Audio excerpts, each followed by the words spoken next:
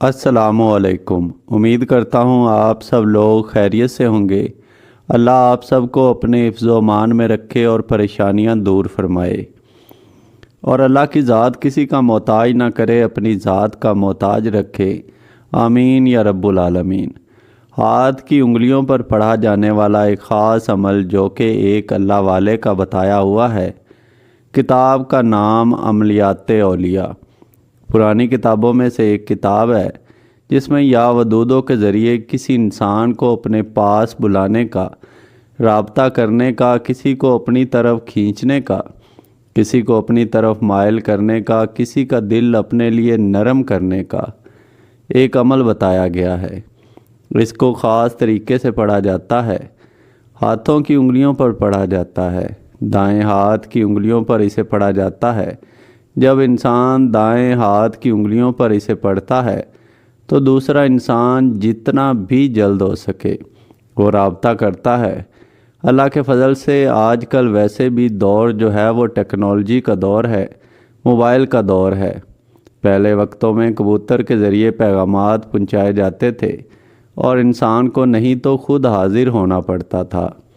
محبت کے تمام معاملات کا تعلق انسان کے دماغ سے ہے۔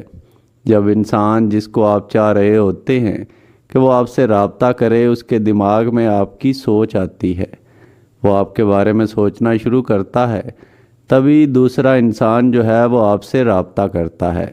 اگر وہ سوچے گا نہیں آپ کے بارے میں تو ہو نہیں سکتا کہ کسی صورت آپ سے رابطہ ہو جائے۔ تو اللہ کے فضل سے اس عمل کو جب کیا جاتا ہے تو یہ اس انسان پر بھی اثر کرتا ہے جو انسان آپ سے روٹھا ہوا ہو، ناراض ہو، بات چیت بند کی ہو، چھوڑ کے چلا گیا ہو، بالکل رابطے ختم ہو گئے ہوں، تو اللہ کے فضل سے وہ انسان آپ کے دوبارہ رابطے میں آ جاتا ہے۔ اور اصل چیز ہوتی ہے اللہ کی ذات پر یقین رکھنا، اللہ سے مدد طلب کرنا۔ جب اللہ سے مدد طلب کی جاتی ہے تو اللہ کی ذات کبھی مایوس نہیں لوٹاتی۔ صرف وہی لوگ خالی ہاتھ لوٹتے ہیں جو اللہ کی رحمت سے مایوس ہو گئے ہوتے ہیں۔ کبھی بھی اللہ کی رحمت سے مایوس نہ ہوں۔ انشاءاللہ وقت بدلتا ہے۔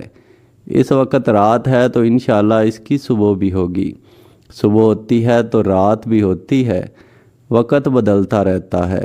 اللہ کی رحمت سے کبھی مایوس نہیں ہونا چاہیے۔ باقی جو لوگ صرف بیٹھ کے موبائل کو دیکھتے رہتے ہیں کہ کبھی دوسرے انسان کا بھولے سے میسج ہی آ جائے، پیغام آ جائے یا کال آ جائے، لیکن ایسا ہو نہیں پاتا، تو کئی لوگ مایوس ہو جاتے ہیں۔ مایوس ہونے کے بجائے آج کا عمل جو میں بتا رہا ہوں، اس کو آپ نے دائیں ہاتھ کی انگلیوں کے پوروں پر پڑھا جاتا ہے۔ جیسے آپ نے نماز کے بعد دیکھا ہوگا تسبیح پڑھی جاتی ہے انگلیوں پر، یہ بالکل ویسے ہی دائیں ہاتھ کی انگلیوں پر کیا جاتا ہے، پڑھا جاتا ہے۔ ہر پور پر یہ ایک دفعہ یا ودودو پڑھا جاتا ہے۔ اس طرح 15 دفعہ یا ودودو کو دائیں ہاتھ پر پڑھا جاتا ہے۔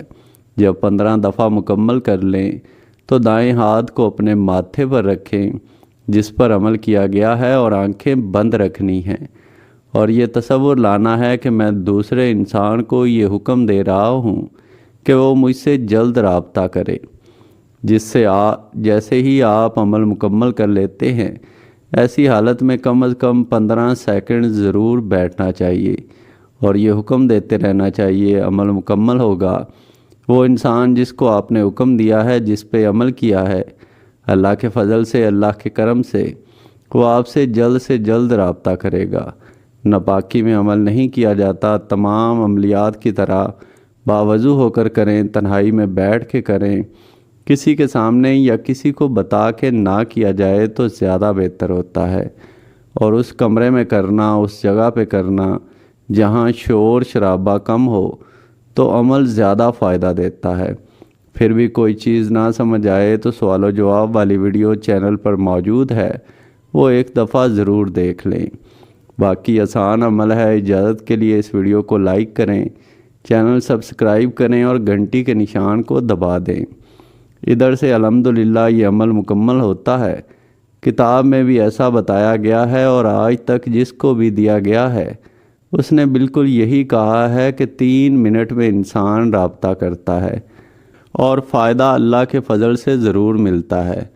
فائدہ ہوا کرے تو اللہ کی ذات کا کبھی بھی شکر ادا کرنا نہ بھولا کریں، باقی وہی ذات ہے فائدہ دینے والی۔ دعا میں ضرور یاد رکھیں۔ اللہ سب پہ فضل فرمائے، سب پر رحم فرمائے، سب کی نیک حاجات پوری فرمائے۔